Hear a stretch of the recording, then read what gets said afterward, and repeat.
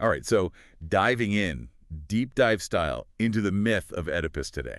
Ooh, a classic. We're using, let's see, The Tragic Fate of Oedipus, that article. Ah, right. And I think most people, if they've heard of Oedipus, they know, like the Cliff Notes version, right? Yeah, kills his dad, marries his mom. Not great. Yeah, no, not ideal. But I got to say, there's so much more to this story, like way more than that crazy headline. Oh, absolutely. Tons of layers to unpack here. We're going to get into some really cool details, look at some themes that go way deeper than just like the surface level stuff.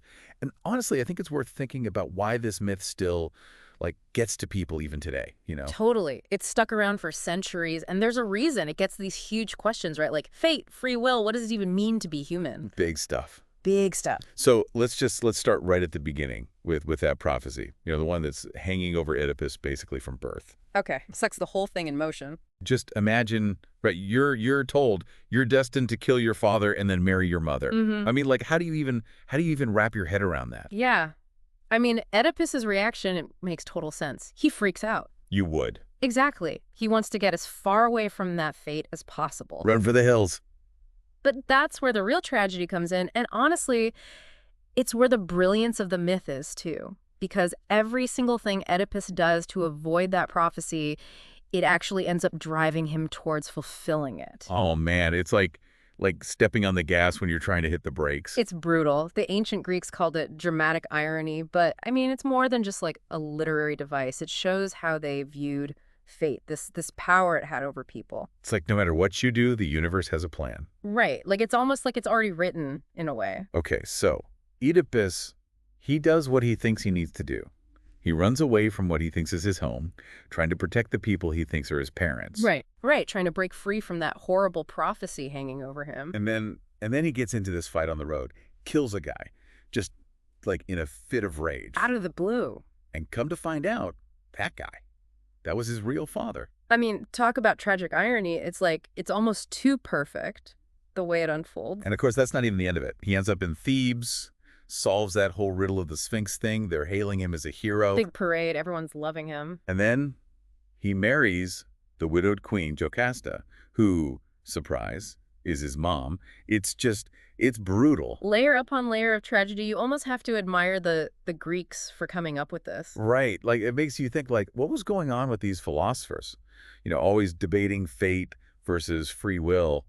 Were they writing these myths to, like, work out their own anxieties? Could be. I mean, they were clearly trying to make sense of some pretty heavy stuff. Or maybe it was a way to find meaning in suffering and stuff they couldn't control. I mean, think about it. For them, fate wasn't always this bad thing, right? Sometimes it represented order in the universe, purpose. It wasn't just random chaos. So maybe they were, like, looking for the good in it. Maybe. There's this idea that these three goddesses, the Moirai, they literally controlled fate. They spun the thread of every life, measured it out, and then cut it. Even the gods weren't immune. So in a way, Oedipus's story, it's like asking, can anyone really escape their destiny? Even king. Even a king. I mean, Oedipus, he had everything. Power, respect, love. He was at the top. And then it all comes crashing down. Think about it. You're Oedipus. Everything you thought you knew about yourself, your life, it's all a lie. Your whole world unravels piece by piece. The guilt, the shame, it's just crushing. It's hard to even imagine. And of course, it doesn't end there. He blinds himself. Oh, right, a self-inflicted punishment, right? Yeah, but maybe also a way to block out what he'd done, shut out the horror of it all. So he's blind, and then what? He's like kicked out, right? Yeah, exiled from Thebes. A broken man. His daughter, Antigone, she stays loyal to him, but everyone else, they've turned their backs on him. So like the ultimate fall from grace. Pretty much. He ends up wandering, eventually finding his way to Colonus. It's this town near Athens, known for being peaceful, kind of sacred, which is interesting because Oedipus is anything but peaceful at this point. Inside, he's totally tormented by his past. Man, that's rough. And to make things even more intense, the place he ends up finding refuge. It's a grove dedicated to the Furies. Okay, hold up, back up. Who are the Furies again? I always get the Greek gods and goddesses mixed up. The Furies, they're intense. Basically, these like terrifying female deities. They represent vengeance, divine retribution. So like Anyone who commits a serious crime, especially if it involves family, the Furies are coming for them. No escaping the Furies. No. And they don't stop until justice is served. So here's Oedipus, right? Searching for peace, but he's literally surrounded by, like, the embodiment of his guilt. It's like cosmic irony or something. Really? But even still, he goes and confesses to the people of Colonus. Like, knowing everything he's done, that takes guts. It does. I mean, it's like a public confession in front of the ultimate judges. He's laying it all out there. Yeah. And it's not just about asking for their protection. It's about owning what he did, taking responsibility, which, I mean, it opens up a whole other can of worms. How so? Well, he didn't know what he was doing, right? So is he really culpable? Yeah. It makes you question the whole idea of guilt and intent. Yeah, like, is he guilty if he didn't mean to do it? That's a tough one. Right. And you'd think that confessing would, like, bring him some peace, some closure. But fate, as always, has other plans. What happens next is almost like Shakespearean in terms of family drama and political scheming. Oh, man.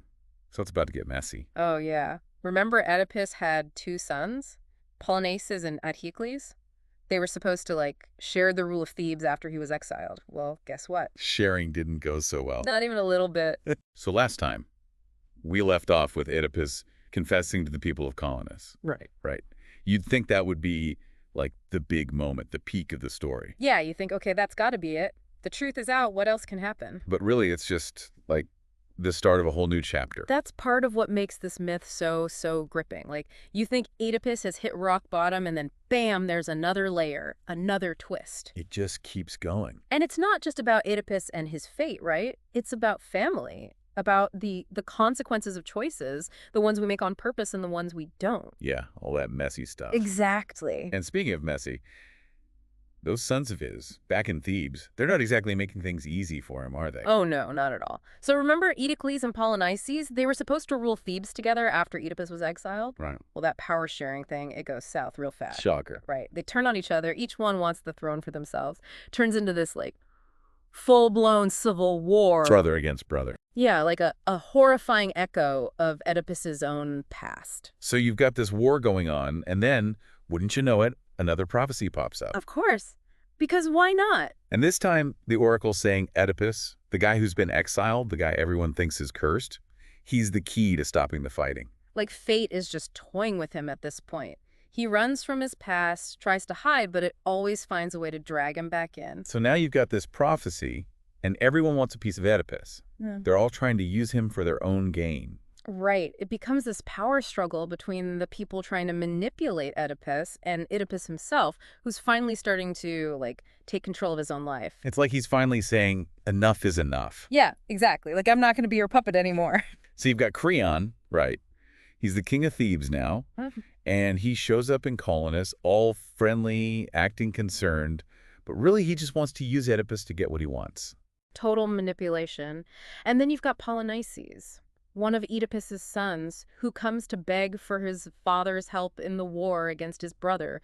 It's just a tangle of different desires, betrayals, everyone trying to come out on top. And what does Oedipus do? I mean, how does he react to all this? Well, that's the thing. He sees through it all. He's not falling for their tricks anymore. He refuses to go back to Thebes with Creon.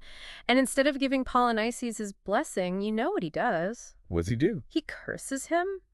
Oedipus predicts that both his sons will die at each other's hands. Whoa, talk about a tough dad. You'd think after everything he's been through, he'd show a little mercy, especially to his own son. It's harsh, right? But I think it goes back to those ideas of responsibility and justice that we talked about earlier. Oedipus might be suffering, but he can't condone what his sons are doing. They're just repeating the same cycle of violence and betrayal that's haunted their family forever. That's like he's trying to break the cycle. Yeah, maybe that's it. Like, even if it causes more pain, he has to stop it somehow. It's definitely a complicated moment. And then just when you think things can't get any more dramatic, we get to the end of Oedipus's life, his death. And it's shrouded in mystery, just like everything else in this story. It's a fitting end, honestly. The way Sophocles wrote it, the ending of Oedipus at Colonus, it's like one of the most debated scenes in all of Greek literature. Really? Oh, yeah. Full of symbolism, open to different interpretations. It's kind of amazing. So what happens? Walk us through it. Okay, so Oedipus, he knows he's dying. He calls for Theseus, the king of Athens, who's been protecting him in Colonus. And he leads Theseus to this, like, secret spot. a hidden place. The earth practically opens up there. Okay, sounds creepy. It's definitely otherworldly, like something divine is about to happen. You know, you get the thunder and lightning, the storm starts up out of nowhere. The gods are making an entrance. Exactly.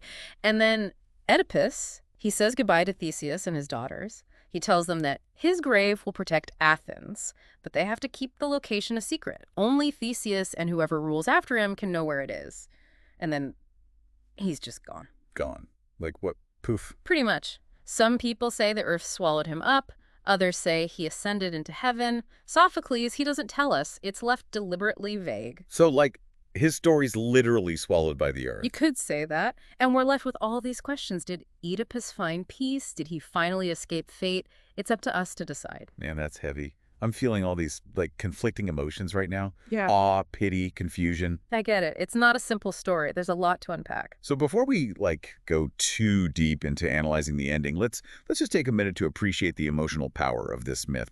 What hits you the hardest? For me, it's that struggle between free will and fate. Did Oedipus ever really have a choice? Or was his path set from the very beginning? I mean, people are still debating that today, you know, philosophers, psychologists. It's a question that never gets old.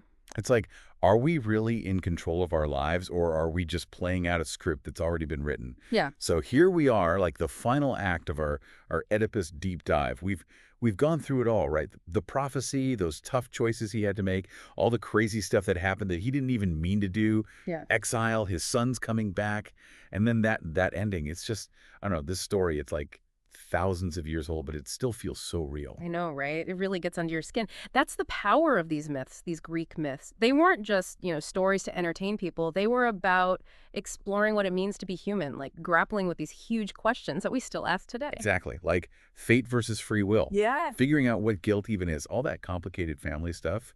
And is redemption even possible? All the good stuff. And speaking of family, I mean, Oedipus's story, it's like a master class in how families can mess you up or make you who you are. Sometimes both, right? Oh, yeah. I mean, the irony of it all, right? Oedipus trying so hard to escape his fate, and every step he takes just leads him right to it. It's like a curse, Yeah. passed down through the generations. All that violence, all the secrets and betrayals, like how much of our lives are we really in control of? And how much is like already decided for us by our families, by something bigger than us? That's the question, isn't it? The big one. So much to think about. But before we like totally spiral, I got to hear what you think about that ending. Like, was it a punishment for Oedipus, or was it like a release? Yeah. Did he finally get some kind of peace? Poof, gone. I honestly think the fact that we don't know for sure, that's what makes it so powerful. There's no easy answer. Oedipus just disappears, Yeah. leaving this legacy behind, protecting Athens, but also leaving them with this mystery. It makes you think, what did his life even mean? What do any of our choices mean in the end? Are we free or not? It's up to us to decide what we believe. Yeah, I like that. It's like the myth itself becomes a kind of like an oracle, right? Giving us some clues, but also making us figure things out for ourselves. Totally. That's the beauty of exploring these myths. They don't just give you the answers. They make you think, challenge you to question everything. And honestly, I think that's a conversation we need to be having, even today, about what it means to be human, all the messiness of it all. Well said. And as always, we encourage everyone listening to keep digging. There's so much out there about Greek mythology, about Oedipus, books, plays, other podcasts even. Oh, yeah. There's a whole world of myths to dive into. And you Right. never know what you'll find, what'll resonate with you. So keep those deep dives going. And thanks for joining us on this one. Until next time.